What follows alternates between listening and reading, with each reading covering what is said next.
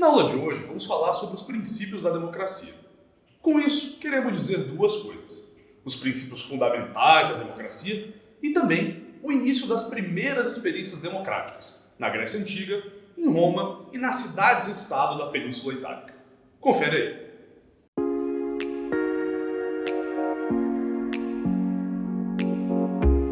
Olá pessoal da Unifaciar, tudo bem? Vamos começar aqui o nosso tópico falando dos princípios da democracia.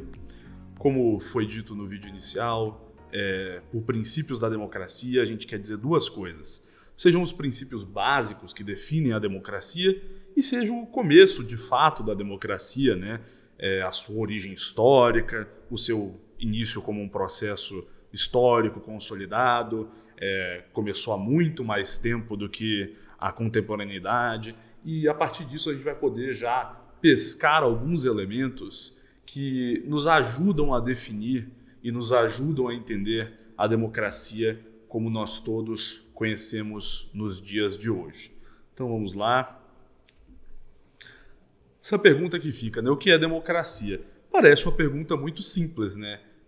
Todos nós convivemos com a democracia cotidianamente, todos nós temos a democracia no nosso dia a dia, nós sabemos que o Brasil é uma democracia, o Brasil tem eleições regulares, vocês votam para prefeitos, vereadores, presidente, governador, deputados, senadores, mas não é um conceito tão simples de se definir. Democracia é um governo da maioria, então se a maioria decide alguma coisa, automaticamente isso acontece na democracia. Por exemplo, a maioria elegeu um presidente e esse presidente faz uma coisa que a maioria que o elegeu não concorda. No caso do Brasil, essa coisa que o presidente acabou fazendo continua acontecendo. Então, no caso, não dá para definir a democracia como um governo da maioria, em que o que a maioria quer sempre vai ser aplicado. Democracia é um sistema em que todos governam, em que todos são ouvidos. Pense você aí, bom, nós temos certeza que vivemos numa democracia no Brasil, né? Então, pense você aí, você é ouvido o tempo inteiro no Brasil? As suas ideias, as suas proposições, elas são ouvidas pelos políticos que governam? Eu acho que não, né? Em alguns momentos elas podem até ser ouvidas, mas não é sempre que elas são ouvidas. E ainda assim, vivemos uma democracia. Se só alguns governam, como é o caso do Brasil e de vários outros países, em que nós temos governantes eleitos, né? Parlamentares, deputados, senadores, presidente, como resolver o que vai ser decidido? Como que a gente separa o que você tem que sempre perguntar para as pessoas, o que você tem que sempre perguntar para a população e o que o governante tem liberdade para decidir? Alguns temas no Brasil acabam passando, por exemplo, por referendo, por plebiscito, ou seja, você consulta o povo quanto a uma medida. Mas vários outros não. Como a gente falou antes, vários outros são aplicados pelos governantes independente da vontade popular. Ou seja, várias coisas que a gente costuma pensar que são democracia, no fim, não são democracia, não são o que definem democracia. Podem fazer parte de uma democracia, mas não definem uma democracia. Então, o que define uma democracia? A definição mais simples, a definição mais básica, é que a democracia é um sistema em que o poder político vem da vontade popular. Ou seja, todo o poder político, todo o poder para agir politicamente deriva da vontade do povo. Só que isso não é simples. Como é que se deriva o poder político do povo? Dá para pensar isso de várias maneiras. Por exemplo, quando todos votam para decidir uma coisa, é o povo que está definindo aquela vontade, é o povo que está definindo o poder político. Quando todos votam para decidir quem vai definir a coisa, também é o povo que está definindo o poder político, que é a democracia representativa, né? Nós não decidimos, nós elegemos quem vai decidir. Ou seja, são formas diferentes de derivar o poder político da vontade popular. A democracia tem que sempre derivar o poder político da vontade popular. A forma como isso vai derivar vai variar bastante e isso com certeza é um assunto muito interessante, é um assunto a ser abordado, a ser discutido. Onde é que vem a palavra democracia, né? A democracia vem da Grécia, como eu acho que muitos de vocês já devem ter ouvido falar. A palavra democracia deriva de demos, que é povo, e kratia, que é poder. Ou seja, relaciona bastante com isso que a gente falou aqui no slide anterior, né? É o poder que vem do povo. Mas isso não quer dizer que o fato de existir democracia em muitas das cidades gregas da antiguidade significa que todos na Grécia eram afeitos à democracia, que todos na Grécia concordavam com a democracia, que todos na Grécia achavam que a democracia era o melhor modo de se governar, era o melhor modo de gerir uma sociedade. Vamos pensar um pouco sobre como os grandes filósofos da Grécia pensavam a democracia. Filósofos conhecidos, que vocês já podem ter visto em outras disciplinas, em outros cursos, ou mesmo no colégio, figuras aí importantes da filosofia grega clássica. O que eles pensavam da democracia? Que a gente tem o Platão, a começar. O Platão ele era muito cético quanto à democracia. Na sua obra A Política, o Platão expressa, através do Sócrates, né, a obra A Política, é o Sócrates dialogando com outros filósofos, com outros cidadãos, e o Platão expressa o seu pensamento através do Sócrates, né? Na obra A Política, o Platão expressa o desejo de que a sociedade funcione em harmonia. E para ela melhor funcionar em harmonia, cada um teria que cumprir o seu papel. Cada um teria que cumprir a sua função, o seu papel social. Teria que exercer o papel que lhe cabe na sociedade. Quem seriam, então, os melhores a governar? Seriam os próprios filósofos. A gente pode aqui brincar dizendo que o Platão estava quase que argumentando em causa própria, né? Porque ele estava afirmando que os filósofos seriam os melhores para governar. Porque os filósofos têm a capacidade de abstrair, de pensar, são motivados por valores éticos, por valores morais, pelas grandes reflexões. Então, os filósofos são aqueles dotados de uma capacidade superior, cognitiva superior, para gerir a sociedade. Uma grande preocupação do Platão é que, no processo democrático, pessoas que não têm esse dom, que não têm essa capacidade, acabem tomando decisões e a sociedade, assim, vá à ruína. Essa é uma preocupação que vai aparecer em outros pensadores, vai aparecer posteriormente, até aqui na nossa discussão, até aqui na nossa aula, na nossa disciplina, a ideia de que é nocivo a gente deixar pessoas supostamente menos capacitadas, supostamente menos aptas a governar, a gente deixar que essas pessoas assumam o leme da sociedade, que essas pessoas governem, ou mesmo que essas pessoas tenham voz, tenham decisão. Para o Platão, cada um tinha que ocupar o seu papel. O filósofo tinha que governar, a hipótese dos reis filósofos, né? O filósofo tinha que governar, o aristocrático tinha que ocupar o seu papel ali na aristocracia, e o povo, o povão, a grande massa, majoritariamente formada pelos mais pobres, tinha também que ocupar o seu papel.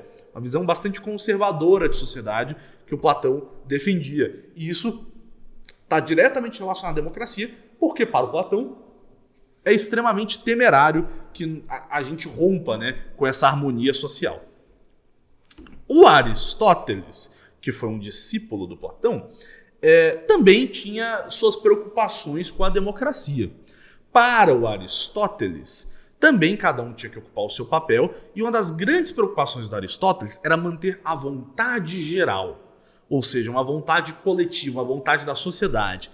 Para ele, a maioria não representava essa vontade geral. Um dos maiores medos do Aristóteles, vejam como casa com Platão, vejam como dialoga com Platão, como tem uma conexão muito intensa com o que o Platão falava. Um dos maiores medos do Aristóteles é que o povão, que a gente estava falando mesmo, a maioria mais popular, assumisse o leme e tomasse decisões que lhes favorecessem. Decisões que fossem favoráveis aos seus interesses e não aos interesses da sociedade. Então é um medo de uma espécie de ditadura da maioria sobre a minoria que o Aristóteles apresentava, né? Então isso ele vai sempre frisar que a democracia ela pode descambar para a tirania, uma tirania da maioria, uma tirania dos que são mais numerosos. Aristóteles vai dividir a sociedade em 3 modelos de governo, cada um com suas características e cada um com suas subdivisões, que a gente vai resumir um pouco. A tirania, que é o governo de apenas um, a oligarquia, que é o governo da minoria mais abastada, e a democracia, que é o governo da maioria mais popular. Esta democracia, por dar voz à maioria, pode descambar numa tirania, porque os mais ricos não serão ouvidos e porque a vontade, o que seria melhor para o país, o que seria melhor para aquele espaço geográfico em que a democracia está representando, não seria atendido. O que seria atendido seria a voz desta maioria que tem seus próprios interesses particulares. Uma coisa que a gente pode conectar bastante nos dois aqui é esse medo de que se rompa a homogeneidade da sociedade, ou seja, o medo da particularidade, do interesse particular, do interesse que não é universal. Então a preocupação deles com a democracia, tanto do Platão quanto com Aristóteles, flertava muito com isso, uma preocupação que o interesse geral não fosse atendido. Aqui, só para ilustrar para vocês por que eu estou usando esse quadro, aqui esse é um quadro do período do Renascimento, é um quadro do pintor Rafael, vocês podem ver que temos o Platão e o Aristóteles aqui. Tem várias outras personalidades da Grécia Antiga, do período helenístico ali representado no quadro, e no centro a gente tem o Platão, que é esse aqui à esquerda com a barba branca, e o Aristóteles, o discípulo de Platão, aqui já não tão grisalho, né? Já com a barba castanha, né? Os cabelos castanhos. Né? Então, essa representação de Platão e Aristóteles, um quadro que é do período do Renascimento, e hoje aqui na nossa aula a gente vai poder abordar essa relação do Renascimento com a Grécia Antiga mais para frente. Outra concepção muito importante presente em Aristóteles é a ideia de que o homem é um animal político. Ou seja, a política ela é natural à humanidade. É o que define a humanidade, é o que nos diferencia dos demais animais. É uma característica própria nossa, uma característica muito particular nossa, é a questão da política. Então não tem como um homem escapar da política. A política não é uma invenção humana, no sentido de que alguém foi lá e inventou a política. A política faz parte da nossa própria existência enquanto seres humanos. É o que nos diferencia dos outros animais. Para concepções, por exemplo, do direito, isso vai ser muito importante, porque isso vai ser a base das teorias, das doutrinas jusnaturalistas, né? Em que os direitos são garantidos pelo próprio nascimento. Quando você é um ser humano, por si só você tem direitos garantidos, por si só concepções estão atreladas a você, exteriores a você, ou seja, já existiam e vão continuar existindo independentes de você, mas estão entranhadas em você. Então, o homem é um animal político, uma concepção muito importante do Aristóteles e que também vai ser muitíssimo relevante nos estudos de democracia, teoria política, teoria do Estado, direitos humanos. Isso vai ser uma concepção basilar, né? E que, de novo, se conecta com aquela questão que a gente estava mencionando da universalidade, da homogeneidade, porque tem a ver com uma espécie de espírito humano, de base humana, base reguladora humana, que independe de particularidades. Todos nós somos animais políticos, independente das nossas particularidades. Então isso é um elemento fundamental, um elemento muito importante para quando a gente for aí estudar os filósofos clássicos da Grécia e o seu impacto nas teorias da democracia, nas teorias do Estado, em outras disciplinas, tá certo? Então, só um resuminho aqui dos gregos. Lembrar que, apesar de a democracia ter nascido na Grécia, esta democracia não era bem aceita pelos seus principais pensadores, né? Platão e Aristóteles eram refratários da democracia. Platão e Aristóteles eles tinham suas ressalvas com a democracia e apresentavam preocupações com a democracia. Estas preocupações vão aparecer posteriormente em outras matrizes do pensamento democrático, vão ser fundamentais para a gente pensar como funciona a democracia e vão modelar como outros povos e outras sociedades pensaram a democracia a partir dessas preocupações do Platão e do Aristóteles. Dando sequência aqui, quando a gente fala de democracia grega, Muitas das concepções que trazemos são concepções vinculadas à cidade de Atenas. Atenas hoje é a capital da Grécia, como alguns de vocês devem saber, e é uma cidade milenar, uma cidade antiguíssima, e que já era um importante centro político e cultural no período helenístico, já era um centro político e cultural muito relevante. Então, quando a gente fala aqui de democracia grega, existiam várias democracias gregas, porque o país Grécia, como nós conhecemos hoje, não existia de fato um Estado grego, existiam várias cidades-estado gregas, e a mais relevante aqui para a nossa aula é Atenas, né? Aqui eu trouxe uma fotinha, uma imagem da estátua da deusa Atena, né? Que é a deusa da sabedoria, que batiza a cidade, né? Então a Atena é um símbolo da sabedoria, por que não também um símbolo da democracia, né? Já que ela batizou aí a cidade de Atenas, um dos berços da democracia, um dos espaços mais relevantes quando a gente vai discutir democracia na antiguidade. Então, quando a gente fala em democracia grega, a gente está falando muito de Atenas. E Atenas tinha suas próprias concepções de democracia. Atenas tinha suas próprias concepções de democracia e trouxe algumas categorias que serão depois bastante rediscutidas, repensadas ou mesmo aplicadas, né? Então é muito importante quando a gente vai estudar democracia, a gente ter um olho muito atento, um olho muito sagaz aí à democracia ateniense. O conceito de representação é talvez um dos conceitos mais importantes quando a gente vai falar de democracia. Quando passa para os romanos, quando passa para cidades-estado italianas, em outra situação quando se estuda a democracia moderna, sempre vai se falar em representação. Representação é um dos elementos mais fundamentais. Lembra ali no início da nossa aula, quando a gente estava comentando sobre o fato de você escolher quem decide por você, na democracia moderna, na democracia brasileira? Então, o conceito de representação flerta muito com isso. É alguém te representando, alguém falando em seu nome, falando por você, alguém autorizado a falar por você. Eu dei toda essa explicação para, na verdade, dizer que em Atenas esse conceito não existia. Vejam só, estamos falando de apenas uma cidade. Então, a gestão política de uma cidade, né? Um ambiente muito menos populoso do que um país como o Brasil, que tem aí 200 milhões de habitantes, né? Então, o conceito de representação não existe. Cada cidadão fala por si. Imaginem isso hoje em dia, né? Vamos tentar imaginar aí, abstrair um pouco, brincar com essa ideia. Imagina se cada decisão política tivesse que ouvir a todos os brasileiros. Pois em Atenas era assim.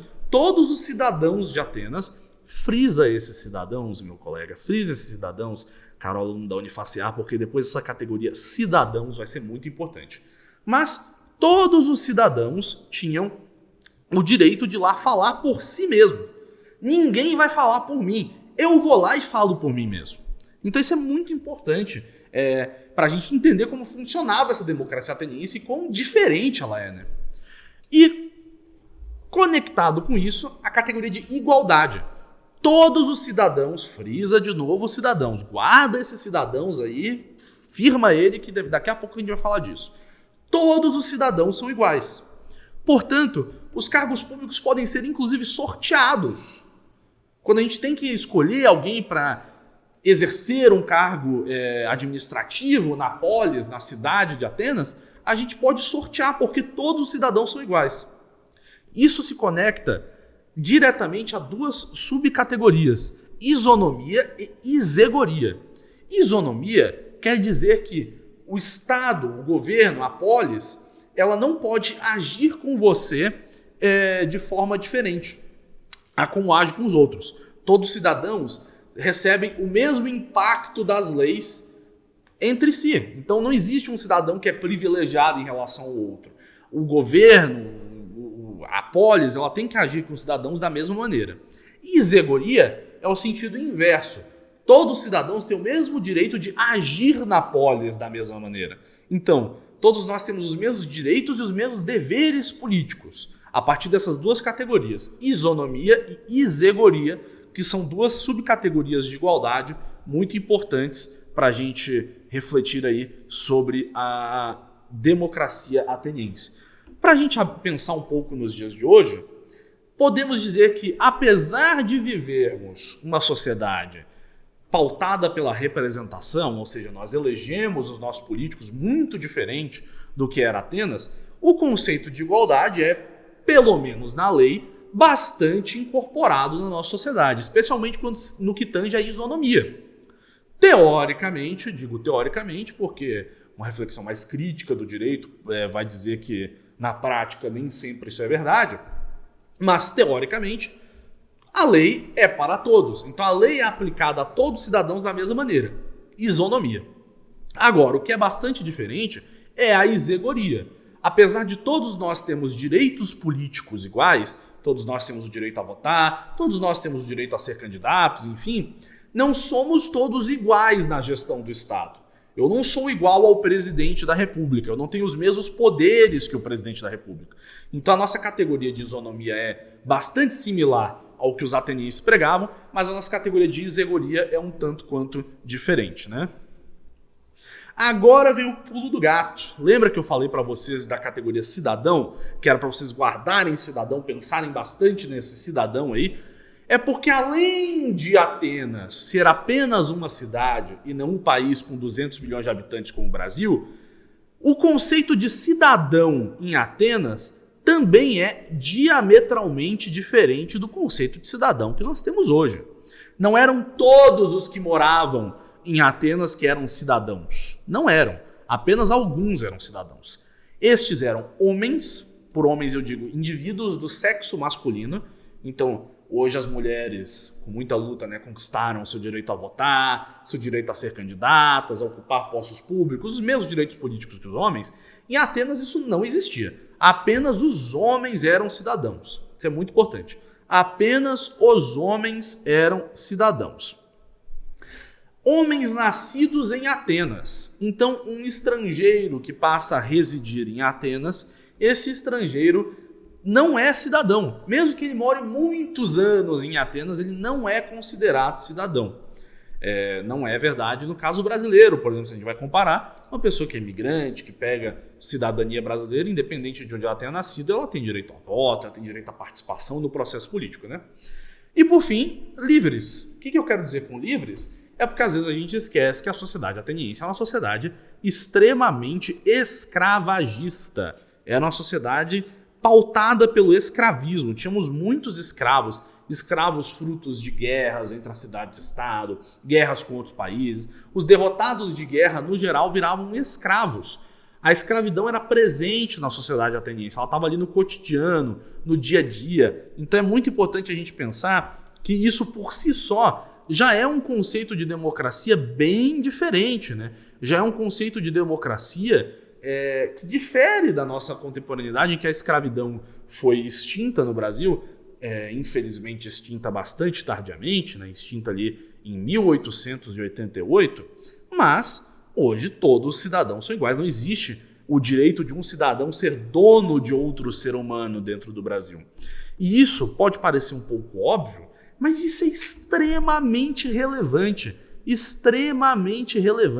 para a gente pensar a democracia. Como funciona um processo democrático em que um ser humano pode ser dono de outro? Por si só, estamos aceitando que alguns seres humanos, não têm os mesmos direitos políticos que outros. Isso quebra a categoria que a gente estava falando aqui de isonomia e a categoria de isegoria.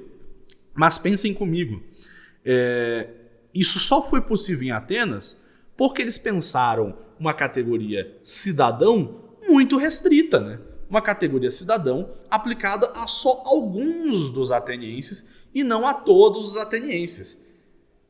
Com isso a gente tem a categoria que nós chamamos democracia direta. Uma democracia direta. Essa imagem aqui também é na Grécia. Na Grécia ajuda muito aí a elaborar slides, elaborar material didático, porque são imagens belíssimas, né? Democracia direta é uma democracia em que todos representam a si mesmos. Não há distinção entre governantes e governados. E a participação de todos é prevista. É um modelo para pequenas escalas, como nós estávamos falando antes. Não só ele está se referindo apenas a uma única cidade, a uma única polis, que é Atenas, e não é Atenas com a população de Atenas de hoje, né, que é uma grande metrópole europeia, a capital de um país. Não, é uma Atenas da antiguidade, com muito menos pessoas. Além disso, as pessoas aptas a participar do processo político são também muito menos numerosas, porque são só algumas pessoas que são aptas a participar do processo político. Quem são essas pessoas? Homens nascidos em Atenas, ou seja, o estrangeiro não tinha voz, e livres. Então nós tínhamos toda uma massa em Atenas, que era um importante centro comercial da época, de estrangeiros, mulheres, escravos. Toda essa massa de pessoas não era ouvida, não participava do processo político. Então é muito importante pensar isso. A democracia direta dos gregos, que hoje ela parece impossível, né? Meu Deus, como é que eu vou fazer isso no Brasil? A gente não pode esquecer que ela é para a pequena escala. Ela é a democracia da polis, ela é a democracia da cidade, da pequena cidade, né? Então isso é muito, muito, muito importante da gente frisar bastante, da gente destacar bastante, né? Gritar bastante, porque senão a gente pode acabar fazendo comparações um tanto quanto esdrúxulas, como pensar que isso seria impossível para os dias de hoje. Seria impossível para os dias de hoje, mas o contexto ali da época, os aptos a participar, isso muda muito a perspectiva de como é possível e como não é possível não haver essa distinção entre governantes e governados. Não haver essa separação formal entre aqueles que governam, no geral, uma minoria, e aqueles que não governam, no geral, a esmagadora maioria, como é o caso do Brasil. Nós temos os que governam, a classe política, né? Prefeitos, vereadores, deputados, senadores, governadores, presidente da república, ministros, secretários, e eles são uma esmagadora minoria da população brasileira, né? A população brasileira é muito maior do que os seus políticos eleitos. Algumas questões que derivam a partir disso. A democracia ateniense, ela deixa de ser uma democracia por incluir tão poucas pessoas de sua sociedade? Isso é uma coisa a gente pensar, né? Pode haver democracia se nem todos participam? Quando a gente volta ali vamos voltar lá atrás para os nossos primeiros slides aqui, a definição mais simples de democracia é a de um sistema em que o poder político deriva da vontade popular. Em Atenas, o poder político está derivando da vontade popular, derivando diretamente, inclusive. O povo está indo lá e falando o que quer em toda e qualquer situação, e não só um representante. Entretanto, este povo não é todo o povo. É uma parcela desta população. Então esse é um elemento importante também para a gente refletir sobre a democracia ateniense. E a segunda reflete muito o que eu estava falando anteriormente.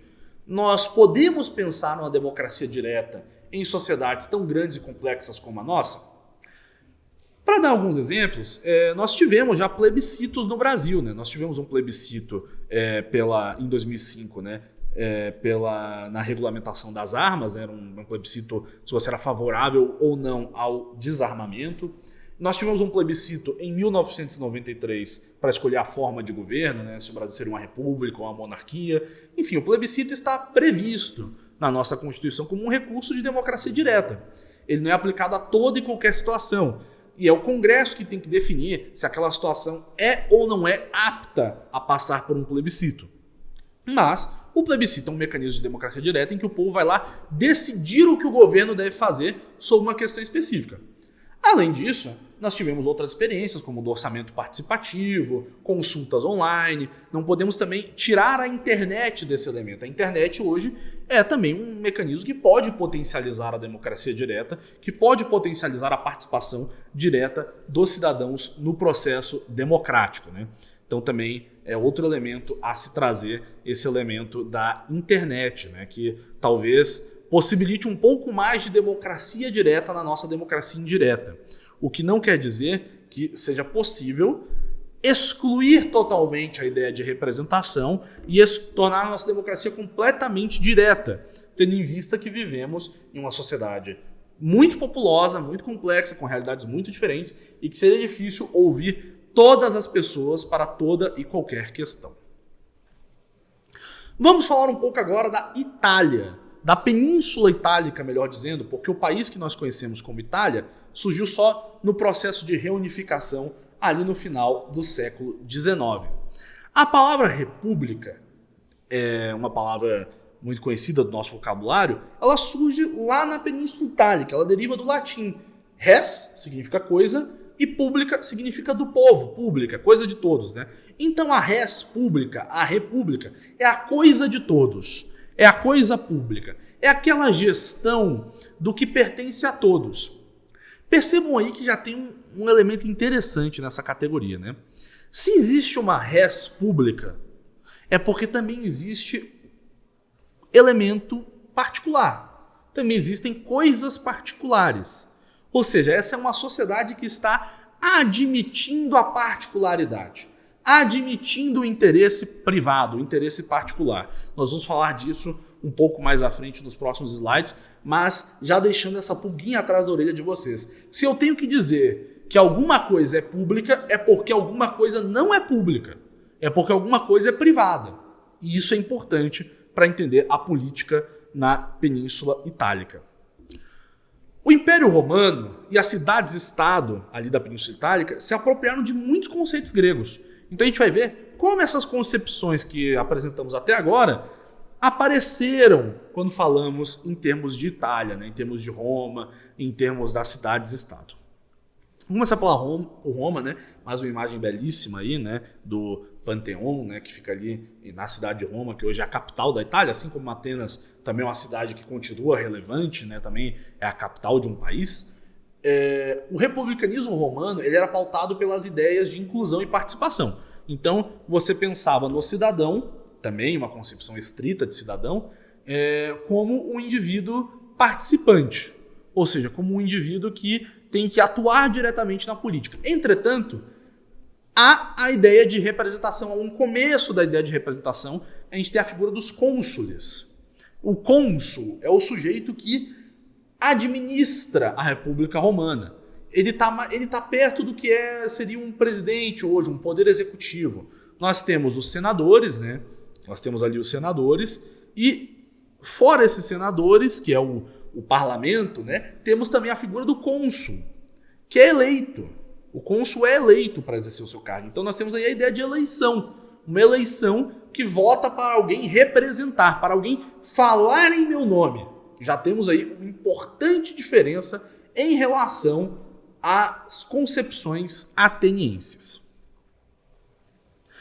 Como eu ia falando antes, em Roma aparece quase que pela primeira vez, a primeira vez no Ocidente, a ideia de uma democracia com interesses conflitantes.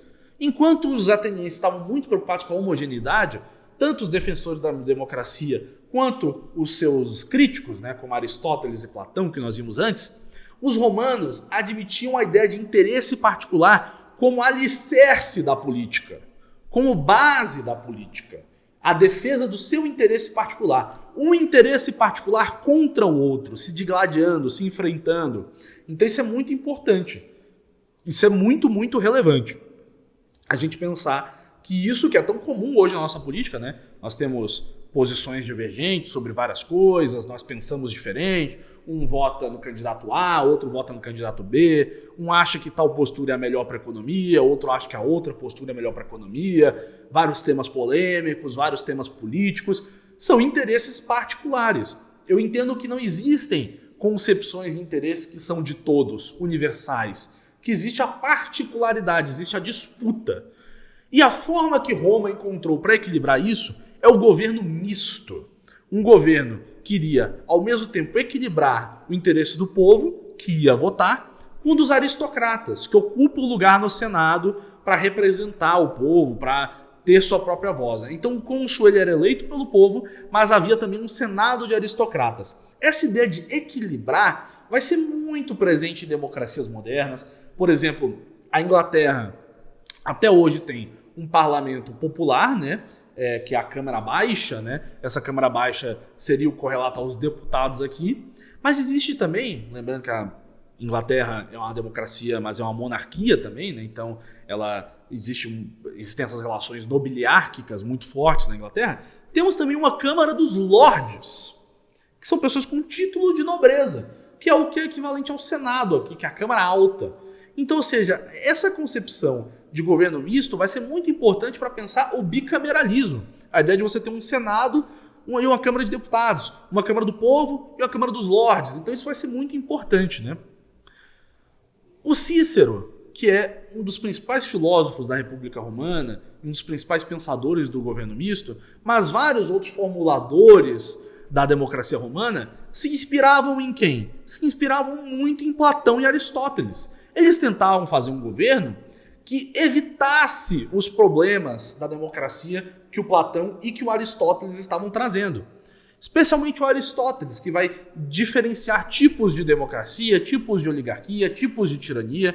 Então, o Cícero e outros pensadores romanos vão pincelar ideias de Platão e Aristóteles para formular uma concepção de democracia, para constituir uma concepção de democracia que buscasse driblar estes problemas, que buscasse driblar a questão da ditadura da maioria. Se eu tenho um Senado que representa a oligarquia, eu consegui evitar a ideia de que o povão vai fazer uma maioria e automaticamente ir para cima da oligarquia com seus interesses e burlar o que seria o interesse público.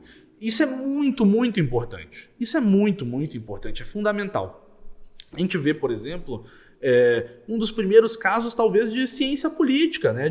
Os filósofos gregos tinham concepções e as concepções foram aprimoradas, foram transformadas, foram revolucionadas para pensar a sociedade romana, né?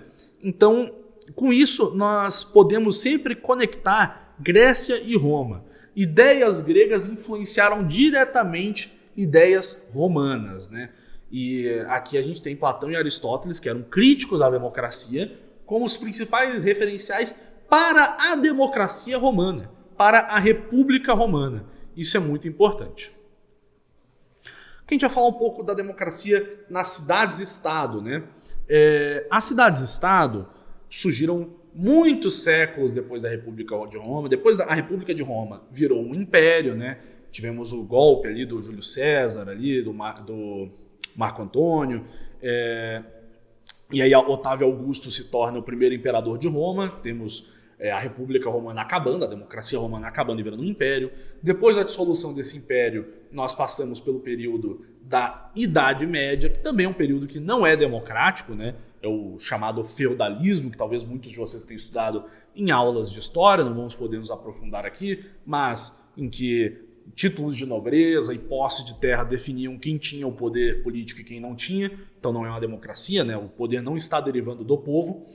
Mas depois disso nós temos esse período chamado Renascimento. O Renascimento nas artes, o Renascimento na cultura e o Renascimento na política. E a Itália, a Península Itálica, vai ser um dos berços desse Renascimento, né? Aqui a gente tem uma escultura muito conhecida, né? O Davi de Michelangelo, né? Que é uma das esculturas mais famosas do Renascimento. O quadro aqui do Rafael, que eu já tinha falado antes, também é do Renascimento. E percebam como há uma adoração à Grécia, né? Uma adoração ao período grego, porque é a tentativa de renascer o Ocidente antigo, beber muito da fonte da Grécia, beber muito da fonte de Roma, para fazer esse renascimento do Ocidente, enfrentando aí o período que seria, da concepção desses pensadores, a Idade das Trevas, da Idade Média, né?